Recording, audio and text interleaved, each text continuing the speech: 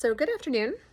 I am going to give hopefully a short but honest review on a palette, Momento Mori, that I don't know this person personally, but I've had a few friends on my Facebook who, when this launched, ranted and raved about knowing this girl, and she's releasing makeup, and definitely a few of them brought it to my attention. I wasn't ready at the time to pull the trigger because after I saw the palette, though I do a lot of very bold makeup, I just felt that might be too much for me, especially not knowing the quality of the makeup. So one of my girlfriends purchased it and she played with it a little herself, but she's not into makeup as much as I am, and was very kind to let me borrow the palette to give an honest review to see what I really think of it. This is what the palette looks like. And looking at the video, this does do it a fair amount of justice. This is how the colors do look. And as you can see, it's a palette that's not for the faint of heart. This isn't a smoky palette, a nudes palette. It doesn't have a one tone sort of storyline. It is, well, what I initially said was that's a Halloween palette, like these are colors that are definitely, you could say fall, Halloween, very bright, and again, not for somebody who's just looking to get into makeup. So I will say that off the bat.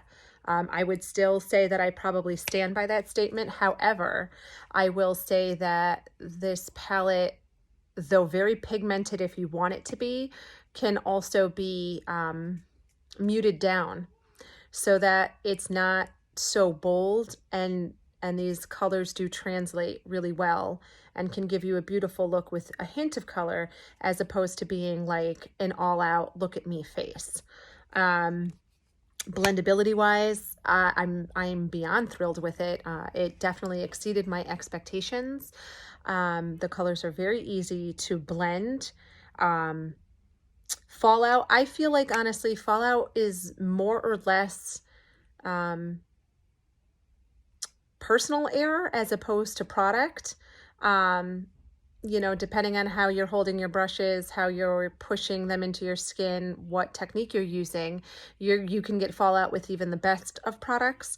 So, it's being mindful of how you apply makeup. But with that being said, there are definitely products that do tend to have more fallout than others. And I would say that this does not have, I haven't noticed any fallout with it, with my use, how I would normally use makeup, where I've seen fallout with a few other products, but fallout isn't normally a big problem for me anyway. Overall, I've used a lot of the colors, but as you can see, there are a couple I haven't used this red or this green yet. So I can't give you a real honest review on either of those, but I do plan on working them into some sort of color story on my face. But I have been using this palette all this week. So it started with a look that is very similar to what I have on today, which is purples. So the outer corners being a mixture of strength and intuition. I am somebody who just is naturally drawn to shimmers and glitters, metallics, anything that's bright, anything that basically looks like a tropical bird on my face. So I like big, bright, bold colors. I'm not intimidated by them. This is like an everyday thing for me. I am an OR nurse and I get up, like with an hour to spare. So I have time to sit and do my morning routine. One of the things being bold eye makeup every single day. That's who I am. So this palette for me was like, I was intrigued by it, but not ready to pull the gun on it. However, I will say now, I feel completely ready to pull the gun on this, and I very much so look forward to, I hear she has brushes and highlighters coming out. I am looking for a new highlighter because Rihanna is breaking my bank with her almost $40 highlighters. They're gorgeous and they're definitely very bold, bright, striking, but they're expensive. And so in between of looking for a dupe or just a new brand in general, I look forward to seeing what this girl has to offer in highlighters, because if she's not afraid to launch something like this, I have to hope that she delivers on the highlighters. But with that being said, I think that this palette is a great mix of having your mattes. You have several different matte shades to choose from so that you can do your blending up top. There are quite a few shimmer shades so that you can either incorporate them for just a more elevated look, or do them on the middles. Again, my makeup, I've worn it all day today, so might not be the best to judge by. On the inner parts of my eyes, I'm using this. It's absolutely gorgeous. Harvest Moon. It's really pretty, shimmery, light. This is definitely a color you could wear every day, and I would say it translates well, like across the board here. Is a nice, neutral, non-offensive, not scary to dip your toe into makeup look. The black to me could be slightly blacker. That would be the only color that I would say didn't 5 out of 5 stars impressed me. But with that being said, it's very hard to do black. There are very few true matte blacks that I love. And this definitely isn't even close to the bottom of the rung black for me. I think that it's a great black for, again, people who don't do bold looks every day like I do, and very little fallout from it. So overall, it still rates very high on my black eyeshadow list. It's just, out of all the colors I tried, it was the only one that was just kind of like, okay. I absolutely loved mixing the Pyre and the Lightbringer together. That was very pretty. Me having hazel eyes, I gravitate towards browns, golds, things like that for a more neutral look, and greens and purples for fun. And they complement hazel eyes really well. So to be able to play with a little bit of orange, which is a color that you don't often see anywhere, it was fun. In fact, I think maybe tomorrow what I will try to do is more of a sunset or type, mixing some of the orange, the reds, and this yellow is gorgeous. The matte yellow, it's very pigmented and noticeable.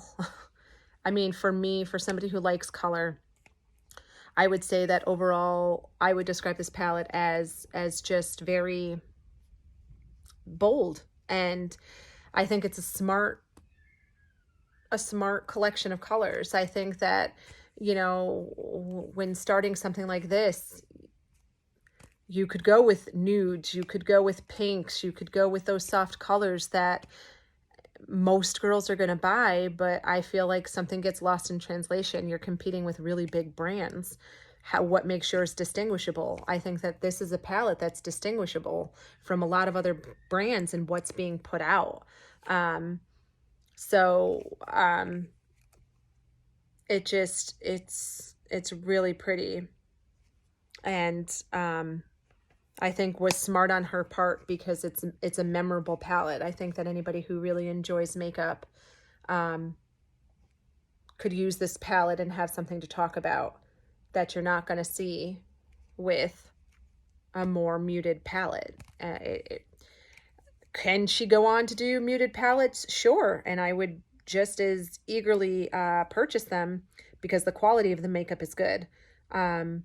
But it's just nice to have something like this in your arsenal where you're not going to get these stories in one palette. So I think that on her part, it was a really smart choice of colors that she came out with. I think that it speaks to, again, I don't know her personally, but just looking through some of her Facebook pictures and kind of getting a feel for her vibe, I feel we are drawn to similar vibes.